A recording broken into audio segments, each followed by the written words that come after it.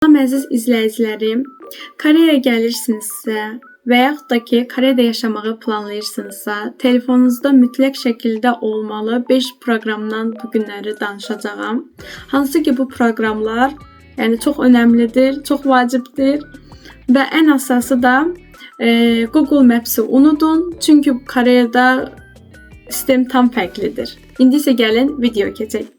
Qeyd etdiyim kimi, Google Maps Koreyada detallı şəkildə işlənmədiyi üçün biz istifadə etdiyimiz proqram Nevermap'dir. Baxın, bu proqramdır. Nevermap hansı funksiyaları var, onu sizə danışacağım indi. Demək, birinci funksiyası odur ki, məsəl üçün yolu tapmaq istəyirsiniz, küçənin görünüşünü, funksiyasını, hər şeyini göstərir, açıq-aydın şəkildə görə bilirsiniz. Daha sonra isə avtobusdur, metrodur, stansiyalar hardan keçir, piyada yolları hardadır.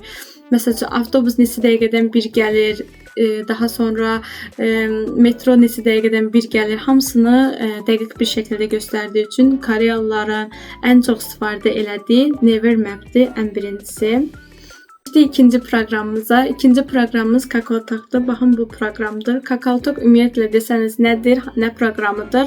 KakaoTalk WhatsApp əvəzidir deyək. Məsəl üçün, biz WhatsApp'dan istifadə edirik. Koreyalılar KakaoTalk'dan istifadə edir və orada stikerlər də var. Hansı ki, o stikerlər pullu olur. Amma o qədər bahalı deyil. Məsəl üçün 20 dənə stiker, 10 dənə, 15 dənə stiker 1 manata, 2 manata, 3 manata. Baxın, belə olur. Stikerlərə görə dəyişir. Yəni Koreyada WhatsApp-dan çox KakaoTalk'ı daha çox istifadə edirlər. Üçüncü proqramımız Kakao Taxi deyilir. Elə bir ki, taksi lazım olanda Kakao Taxi'dən istifadə edirik və əvvəlcədən qiyməti görə bilirsiniz. Yəni nə vaxta gəlir, dəqiqliyi ilə hər şeyi görə bilirsiniz. Dördüncü proqramımız olur Papago'dur. Ümumiyyətlə Papago nədir? Papago Koreyalıların istifadə etdiyi tərcümə proqramıdır. Daha çox istifadə olunur. Məsəl üçün də deyək ki, Koreyada bir yerə gedirsiniz. Onu şəklini çəksəz, tərcümə yaxşı eləyir. Rahat bir şəkildə istədiyiniz dildə tərcümə eləyir sizin üçün. Daha sonra isə və 5-ci proqramın adı Coupang'dır. Baxın, bu proqramdır. Coupang sifariş vermək üçündür. Sifariş proqramıdır. Məsəl üçün, paltar sifariş verə bilərsiniz, ayaqqabı sifariş verə bilərsiniz, hər hansı bir ərzaq məhsul sifariş verə bilərsiniz, meyvə olsun. Baxın, bunlardan sifariş etmək istəyirsinizsə, Coupang proqramından istifadə edirsiniz. Məsəl üçün, bu günlər sifariş verdiniz, sabah qapınızın önündədir. Yəni, sürətli bir şəkildə işləyirlər.